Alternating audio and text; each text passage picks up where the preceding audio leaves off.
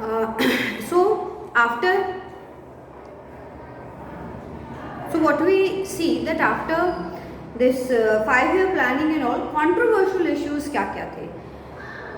Controversial issues थे agriculture versus industrial sector.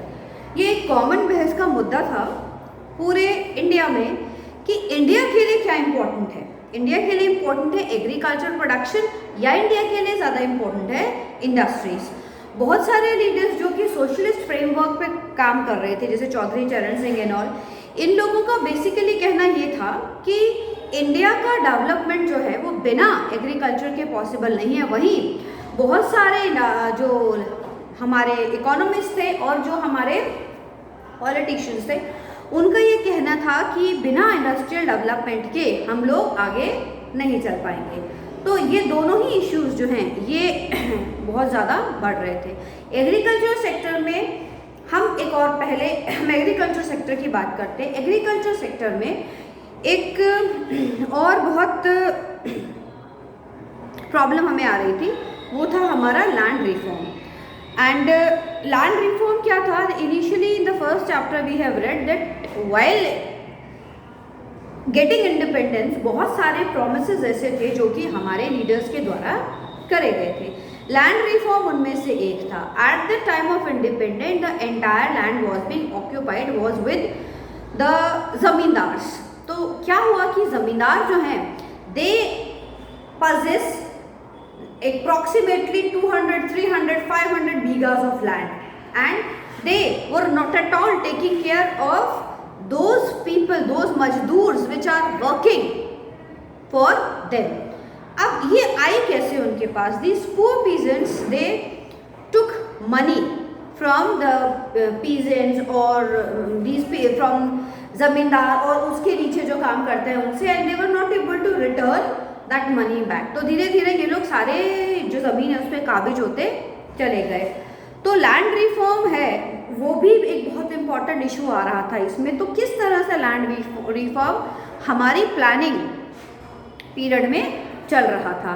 During the planning period of agriculture society they witnessed a series attempt at land reform. Main features क्या थे उसके? बहुत सारा कोशिश करा गया गवर्नमेंट के उससे।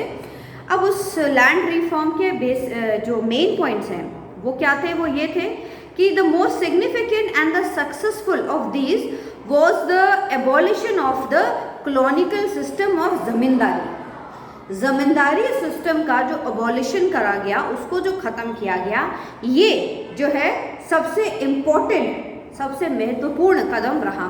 इसके बाद हम देखते हैं कि attempts were being made at consolidation of land, that is bringing small pieces of land together in one place so that the farms they share a big size, और जिससे कि एग्रीकल्चर जो है वो विजिबल हो पाए। एग्रीकल्चर विजिबल होने का दिखना नहीं है, यह एग्रीकल्चर विजिबल होने का मतलब है छोटे छोटे टुकड़ों में जो एग्रीकल्चर होती थी उसको कलेक्टिव करके बड़े स्केल पे जो फार्मिंग है उसको करा जाए ताकि से प्रोडक्शन को इम्प्रूव किया जा पाए। अब ड्रॉबैक्स क्या रहे? ये जो लैंड रिफॉर्म शुरू करा हमने, इसके बहुत सारे ड्रॉबैक्स भी रहे। वो ड्रॉबैक्स क्या रहे? सबसे पहला हम बात करें लैंड रिफॉर्म के ड्रॉबैक की, तो हम देखते हैं कि दो द लॉज जो बनाए गए were made to put the upper limits of the ceiling and how much agricultural land one could possess, कितना ले सकता है, कितना मैनेज कर सकता है ना? एक आदमी के पास कितनी लैंड होनी चाहिए और मतलब मैक्सिमम लिमिट जो है उसको तय की गई। इससे क्या हुआ? एक्टिवली जो है वो लैंड रिफॉर्म नहीं हो पाया। लेटेस्ट से एक जमींदार के पास 500 बीघा जमीन है। लैंड रिफॉर्म में क्या तय किया गया कि भाई एक आदमी 80 बीघा से ज़्यादा लैंड पोजेस नहीं कर सकता। So what that man do, अपने फैमिली मेंबर्स में वाइफ है, बच्चे हैं, बच्चे उसकी वाइफ है ना, इस तरह से सारे फैमिली मेंबर्स में उसने उसका डिस्ट्रीब्यूशन कर दिया। अब ऑन पेपर्स हम देखते हैं कि लैंड डिस्ट्रीब्यूट हो गया, उसने तो कर दिया डिस्ट्रीब्यूट, उसके नाम नहीं है, लेकिन प्रैक्टिकली तो उसी परिवार के पास रही सारी जमीन। हमने किस लिए किया था ये, कि हमारे जो लैंडलेस लेबर्स हैं उनकी कंडीशन को इम्प्रूव करने के लिए ये सारे काम हो, लेकिन ऐसा हो नहीं पाया। सो प्रैक्टिकली हम देखते हैं ये एक फेलियरिटी रही किसकी, हमारे लैंड रिफॉर्म बिल की, ये बहुत बड़ी फेलियरिटी जो है वो रही। इसके आगे हम देखते हैं कि similarly the tenants those who were working at the same place, वो जो लैंड है they were given greater legal security against the जो भी एक्विजिशन हुआ, जो भी डिवीजन हुआ, but this provision was rarely implemented. वो लैंडलेस लेबर्स जो वाकई में लेना चाह रहे थे ज़मीन को, उन्होंने जिनके पास थोड़ा बहुत पैसा था, ज्वेलरी थी, एसेट से, उन्होंने आगे खरीदने की कोशिश करी, लेकिन प्रैक्टिकली ये चीज़ पॉसिबल नहीं हो पाई। तो लैंड रिफॉर्म पर तो हम देखें, हम तब से और अब तक लगातार काम करते चले आ रहे हैं, है ना, लगातार हम उसको करते चले आ रहे हैं। लेकिन अभी भी हम देखते हैं कि मतलब अब तो क्या चीज़ें बहुत ज़्यादा बदल गई हैं, बहुत चीज़ें चेंज हो गई हैं। 75 साल बाद हम उस स्थिति में नहीं रहे हैं, लेकिन फिर भी बहुत लंबा टाइम लगा, बहुत लंबा प्रोविज़न लगा इस लैंड लेबर और लैंड रिफॉर्म वाले बिल को स्टेब्लिश होने के लिए। इसी दौरान हम देखते हैं एक और चीज़ है जो हमें परेशान करती है। क्या परेशान करती है? फूड क्राइसिस आ गई। हमने देखा कि सेकेंड जो हमारी 5 ईयर प्लान है उसमें हम बहुत दो हमने वॉर्स फेस करी, 65 में ड्रॉट भी हुआ। इसकी वजह से क्या होता है, इंडिया में अनाज की कमी हो जाती है 19 और बिहार की तरफ सबसे ज़्यादा। तो फूड क्राइसिस आ जाते हैं बिहार में। कैसे? In 1960, the agriculture situation of our country went bad to worse actually. खराब तो थी ही, लेकिन उससे भी ज़्यादा खराब हो गई। 65 से 67 तक हम देखते हैं सेवियर ड्रॉट पड़ा। एक बहुत हम बेसिकली कुछ यूपी का पार्ट और बिहार, इनमें बहुत ज़्यादा, और यही सबसे ज़्यादा प्रोडक्शन देने वाली जगह थी। इसकी वजह से क्या होता है कि एग्रीकल्चर प्रोडक्शन बहुत ज़्यादा डाउन चला जाता है। क्या क्या रीजंस हुए? And it was Bihar that the food crisis was most actually felt and the state face near famine situation. सबसे ज़्यादा बुरी कंडीशन जो है इस वक्त हमारे बिहार की थी। The food shortage was significant in all the districts of Bihar. ऐसा नहीं है किसी एक पर्टिकुलर जगह पे, या यूपी और बिहार के बहुत सारे इलाके में हमको ये जो फूड शॉर्टेज है ये देखने को मिलती है। अब हमारा जो फूड डिप्रिवेशन है, subsequently it led to acute and wide spread malnutrition. देखो, हिंदुस्तानी आदमी जो है वो पहले ही बेचारा मैल न्यूट्रिशन से परेशान था। अब इसकी वजह से प्रोडक्शन नहीं हुआ, इसकी वजह से और भी भुखमरी की हालत आ गई। भुखमरी की वजह से और बहुत सारी प्रॉब्लम्स थी, फिजिकल प्रॉब्लम्स थी, हेल्थ की प्रॉब्लम्स थी, जो कि जनरेट होने लगी। डेथ रेट जो है 1967 में 34% तक पहुंच गई थी बिहार में, जो कि बहुत ज़्यादा है, जो कि सबसे ज़्यादा अब तक हम देखते हैं बिहार में ही रही है। अब फूड प्राइसेस है, they also started hitting very higher. तो जिनके पास स्टोरेज था, फूड स्टोरेज था, वो क्या करने लगे? अननेसेसरीली फ़ायदा उठाने लगे। अब इसने पूरे पॉलिटिक्स को चेंज करके रख दिया। जो पुअरर सेक्शन ऑफ सोसाइटी था बिहार की, वो बेचारे सिर्फ फंस के रह गए, वो कुछ भी आगे सब्सिक्वेंटली नहीं कर पाए।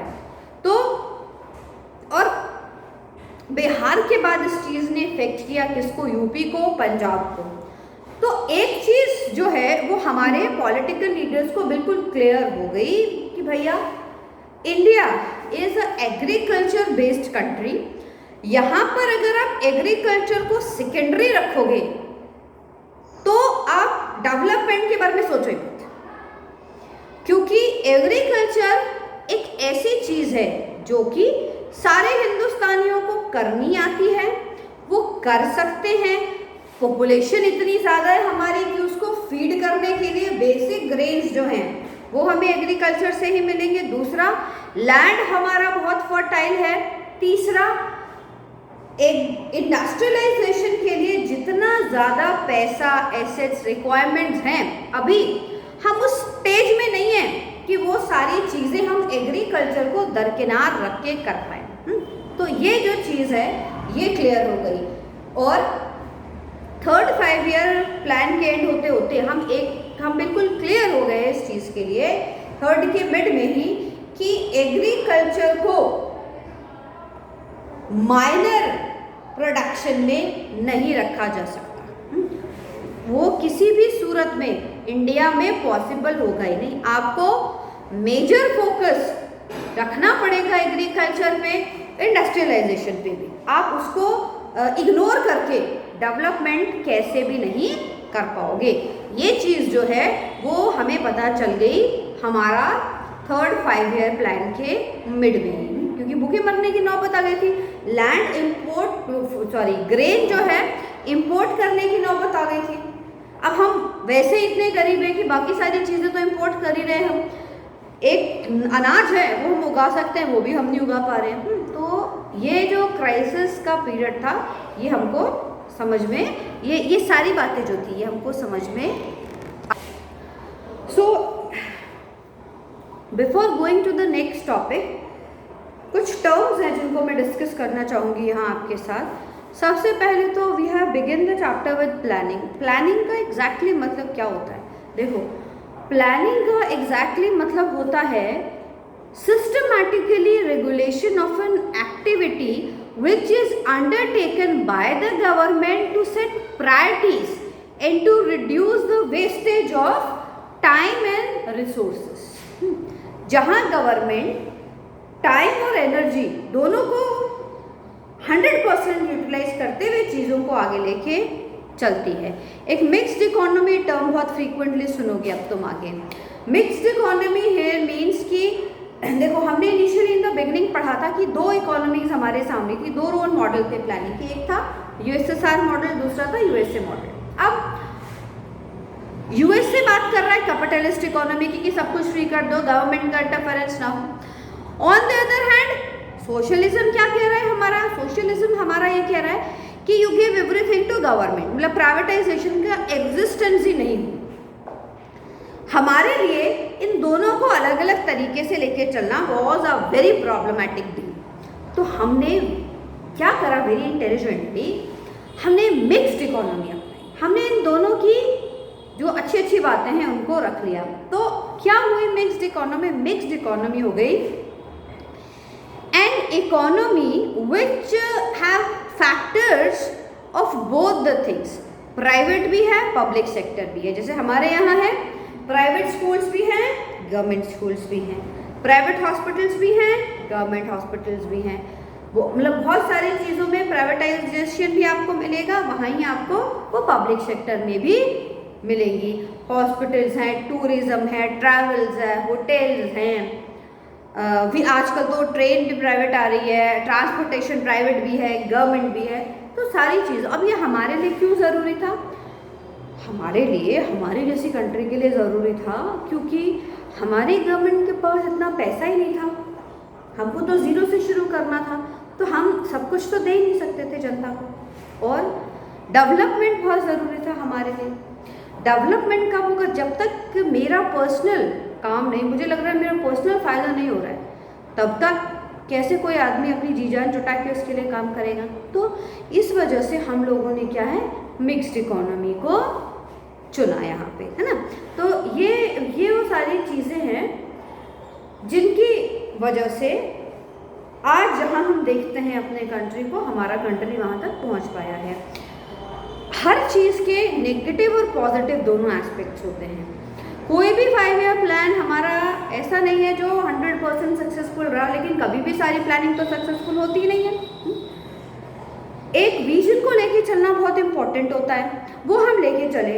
अब कभी हम 60% पहुंचे उस तक, कभी 70% पहुंचे, कभी 80 पहुंचे, कभी प्रॉब्लम्स ऐसी आ गई कि हम 20 से आगे नहीं बढ़ पाए। जैसे हम इसी एकेडमिक ईयर की बात करते हैं, इस ईयर में किसको पता था कि कोरोना पेंडेमिक आ जाएगा।